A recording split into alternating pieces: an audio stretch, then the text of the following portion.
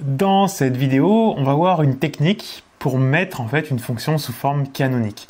Du moins un polynôme du second degré sous forme canonique. On se rappelle juste l'intérêt de la forme canonique, c'est que un polynôme, on peut l'avoir sous forme développée, sous forme canonique ou sous forme factorisée. Chacune de ces formes, elle va avoir son avantage. La forme factorisée, on va beaucoup l'utiliser quand on veut résoudre le polynôme égal 0, parce que lorsqu'on a une multiplication égale 0, c'est très facile. La forme développée, on va l'utiliser pour résoudre des équations où il n'y a pas forcément de factorisation. Lorsqu'on veut résoudre des équations, la forme développée marchera aussi très bien. Et puis on a la forme canonique, elle nous apprend quelque chose, elle nous donne les coordonnées du sommet de la parabole. Et donc si on veut faire par exemple les variations de la fonction, et qu'on a la forme canonique, avec les sommets de la parabole, on pourra les faire facilement. On sait que la forme canonique, si on redonne la forme générale, c'est f de x égale a, facteur de x moins alpha au carré, plus bêta.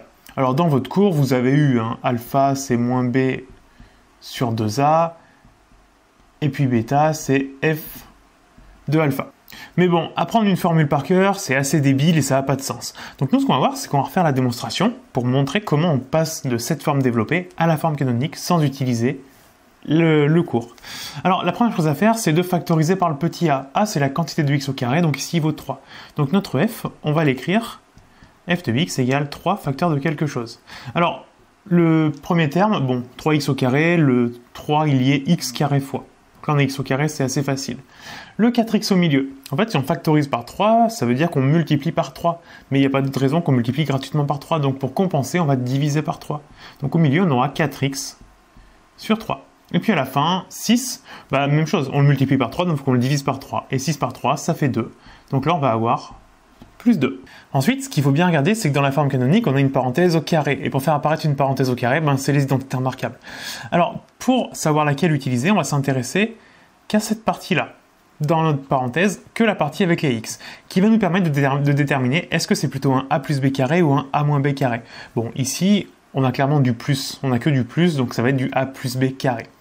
Et donc, ce qu'on va faire, c'est qu'on va superposer avec notre identité remarquable. Là, on a a carré, après on a le 2ab, et puis on a le plus b carré, sauf que, attention, parce qu'en fait le plus 2 ici, c'est pas du tout le b carré, il n'y a pas de rapport. C'est pour ça que le 2, je l'ai mis un petit peu à part ici. On n'en tient pas compte pour l'identité remarquable. D'ailleurs, c'est la technique qu'on va utiliser, c'est qu'on va compléter le carré. Il nous manque le plus b carré, il faut qu'on détermine la valeur de b, comme ça on ajoutera le b carré qui nous manque. Rien qu'en regardant la superposition, on peut assez facilement en tirer que a vaut x. C'est la quantité sous le carré.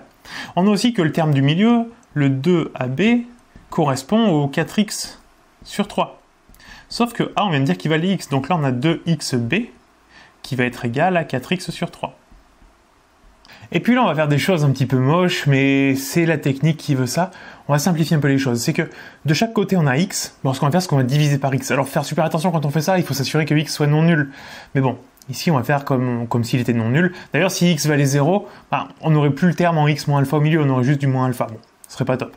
On va faire comme si x était non nul, ça permet juste en fait de trouver le b. C'est très limite, parce que x on ne sait pas s'il est non nul, mais pareil au-dessus, x carré égale a carré, ça veut pas dire que x égale a, ça veut dire que x égale a ou x égale moins a. Donc on simplifie vraiment les choses. Et donc ici si on vire les x en divisant par x de chaque côté, on va avoir 2b égale à 4 tiers, et donc là c'est facilement en divisant par 2, on va avoir b égale à 4 sur 6. Autrement dit égale à 2 tiers. On a donc trouvé le a et le b, donc pour notre identité remarquable, on sait, on est capable de l'écrire, sauf que il nous manque le plus b carré, parce que l'identité remarquable c'est un plus b carré ici. Sauf que nous on n'a pas le plus b carré, donc ce qu'on va faire c'est qu'on va ajouter 2 tiers au carré.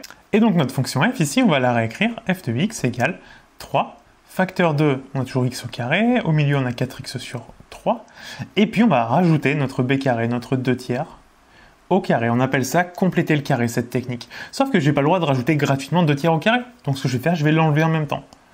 2 tiers au carré. Puis on avait le plus 2 qui traînait à la fin, on va le garder. Et là vous allez me dire, ça sert à rien parce que eux ils vont disparaître, ils s'annulent. C'est vrai, mais on va pas les annuler. Parce qu'en fait, on va grouper les 3 premiers termes. Ça nous fait notre parenthèse au carré, notre identité remarquable. Donc on va les laisser ensemble. Et donc on va avoir 3 facteurs de. Là on a exactement notre identité remarquable. On a dit a plus b carré, a vaut x. b vaut 2 tiers. Donc on a tout ça au carré. Ensuite, moins 2 tiers au carré. Alors quand on a une fraction à une certaine puissance, la puissance elle va en haut et en bas. Donc en haut ça fait 2 au carré, donc on a le moins devant, ça nous fait 4. Et puis en bas, 3 au carré, ça nous fait 9. Et puis on a le plus 2 à la fin. Alors ce qu'on va faire c'est que le 2, on va le grouper avec le 4 neuvième, on va mettre tout le monde sur 9. 2, si on met sur 9, il faut faire x 9. 2 x 9, ça fait 18. Donc ici, finalement, en fait, on a 18 sur 9. Moins 4 plus 18, ça fait plus 14. Donc là, finalement, on a plus 14 sur 9. Et puis, pour avoir exactement la forme canonique, il faut qu'on garde juste, en fait, le petit a qui est devant, il multiplie que la parenthèse au carré, et puis le 14 neuvième, enfin le reste, ça sort de la parenthèse. Donc concrètement, il faut qu'on enlève la grosse parenthèse, on va développer. Ce qui nous donne donc, ici, ça nous fait 3 facteurs de x plus 2 tiers au carré, plus 3 fois 14 sur 9. Alors là, deux façons de le faire, une maligne, une un peu moins. On fait 3 fois 14 et on divise par 9. Ou alors, 9, on se rend compte que c'est 3 fois 3. Donc on enlève le 3 qu'il y a devant, on enlève un 3 en bas, il nous reste 14 tiers. Et de cette manière, on obtient la forme canonique. Alors, qu'est-ce qu'on peut en lire dans cette forme canonique? On peut en lire les coordonnées du sommet. S, on va l'appeler, c'est notre sommet. L'abscisse du sommet, c'est ce qu'il y a de l'autre côté du moins dans la parenthèse. Sauf qu'ici, on n'a pas de moins.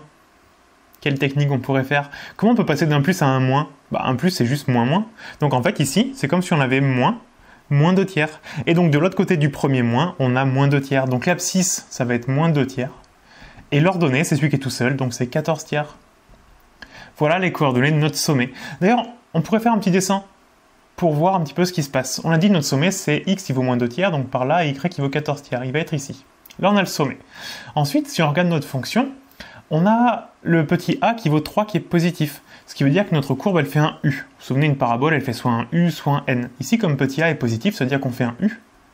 Donc on va être comme ça. Autrement dit, on ne coupe jamais l'axe des abscisses. Ce qui correspond à un delta qui serait négatif. Il n'y a pas de solution.